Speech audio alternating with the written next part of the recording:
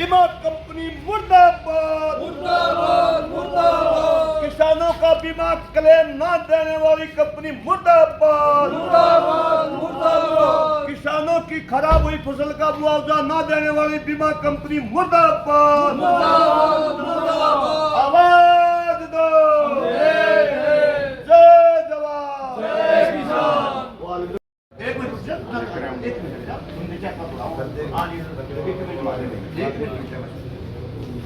महाराज जी, आप पढ़े लिखे हैं, किसान हैं, वकील हैं, ये मेल बताओ क्या है? Pending localise claim for kharif 2022 farmer district का भाई खरीफ के पैसे 22 के बकाया है ना। ये डायरेक्टर ने मेल कर रखी है बीमा कंपनी को, ये भी डायरेक्टर एग्रीकल्चर ने पंचकुला से मेल कर रखी है बीमा कंपनी को, ये भी डायरेक्टर एग्रीकल्चर ने मेल कर रखी है बीमा कंपनी को। किसानों को भी गुमराह करी है बीमा कंपनी और अधिकारियों को गुमराह करी है। वो कहती है हमने सभी पैसा दे दिया है 21, 22, 23 का, और लेकिन ये बहुत सारे किसानों का ऐसा ही बकाया पड़ा है। इसलिए हमारी मांग है इस बीमा कंपनी का ब्याज समेत किसानों को दिलवाया जाए। और इसने किसानों के साथ भी और अधिकारियों के साथ भी झूठ बोला है, फ्रॉड किया है, ठग्गा ठोरी की है, 420 का मुकदमा दर्ज हो। आज इन्होंने बहुत सारे किसानों के पैसे 1-1, 1.5, 2-2 साल रख के तब उल्टे भेजे हैं। फिर उसके वो क्लेम देना चाहिए, प्रीमियम वापस दे दिया, वो भी पैसा नहीं मिला। वो गलत भेज रखे, इनको पेनल्टी लग रही है, इनके खिलाफ केस भी फाइनल हो रही है।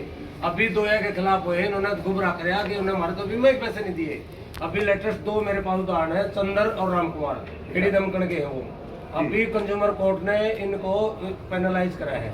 अभी ये गुमराह करने के उसमें ये झूठ बोल रहे थे, हमारे को बीमा ही नहीं आया, हमारे पास बीमा नहीं आया। बिल्कुल बीमा प्रॉपर आ रहा था क्योंकि ओबीसी बैंक पीएनबी में मर्ज हो गया, वो कागज दब गए, वो कागज का डे तो इन्होंने बीमा ले रखा था।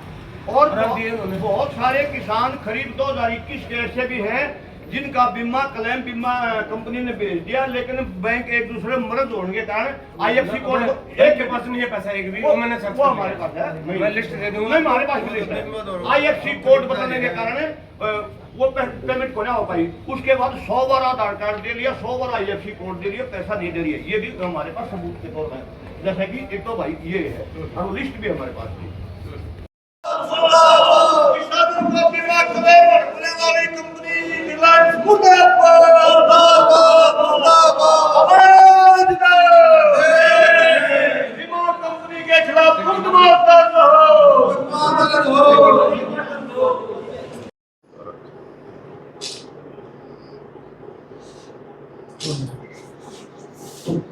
बीमा कंपनी ने फ्रॉड किसानों के साथ कई तरह से किया। एक तो फ्रॉड ये किया, हाँ फसल खराब हो गई, 1.5 साल के बाद प्रीमियम वापस कर गया, जबकि खराब होने के बाद तो क्लेम देना चाहिए था। वो बिल्कुल इलीगल है, ऐसा नहीं चाहिए। और कुछ किसानों का बगैर कारण बताए आज तक कोई कारण ही नहीं बता रहे इनका कोई क्या दिक्कत है। अगर दिक्कत है तो ये बताइए इसमें ये दिक्कत है। और कुछ किसानों का ऐसा है 2021 में क्लेम दे दिया बीमा कंपनी ने, और कई बैंक आपस में एक दूसरे में मर्ज हो गए थे, तो आईएफसी कोड बदली होगी, तो कोड बदली होगा वो पेमेंट नहीं हो पाए। हालांकि वो आधार कार्ड भी पेमेंट कर सकते थे। उसके बाद हमने बीमा कंपनी को किसानों में 10 बार आईएफसी कोड, उनका आधार कार्ड। देखिए 2021, 22, 23 3 साल का ये बीमा राशि है जो कि रिलायंस कंपनी के तहत उसने देनी है। और आपको बता दें कि सोनीपत जिले के 3300 किसान ऐसे हैं जिनमें राशि भटके जानी है, और लगभग 300 करोड़ के आसपास ये पैसा बैठता है। किसान बेचारा धरना लगा के पिछे 2 दिन धरना आया, तहसील के अंदर चला। उस टाइम पे खट्टर साहब भी आए थे, मोहन बडोली भी आए। कभी डीसी के मार्क कर दी जाती है, कभी एग्रीकल्चर मिनिस्टर को लागू को भेज दी जाती है, लेकिन किसान को पैसा अब तक नहीं मिला है। किसान बेचारा दर ठोकरे खा रहा है।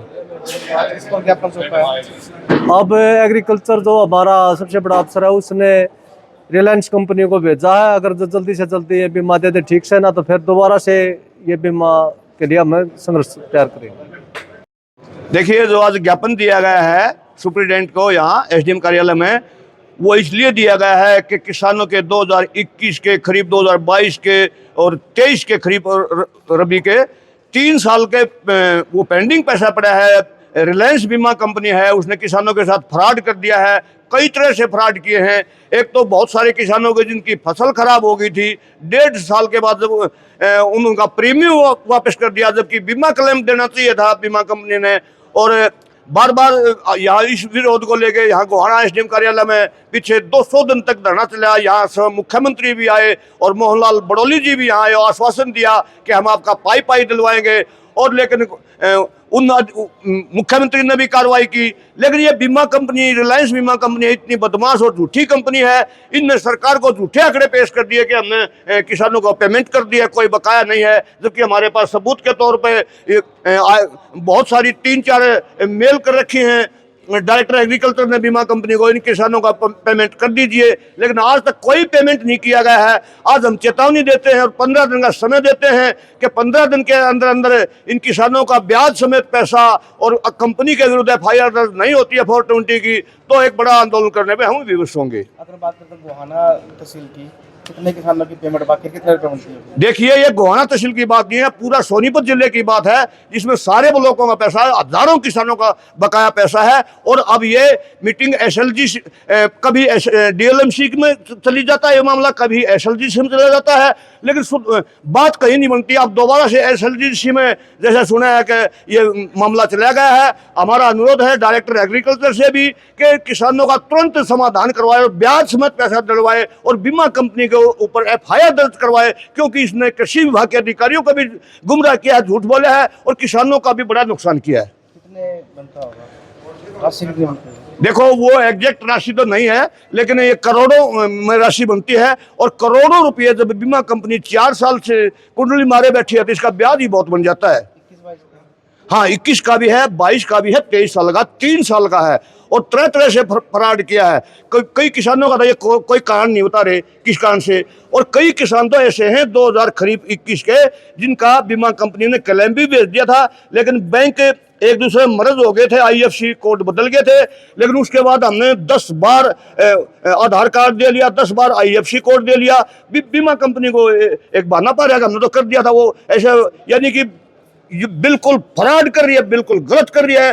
किसान मरने के लिए तैयार है, बीमा कंपनी और सरकार सोई बैठी है।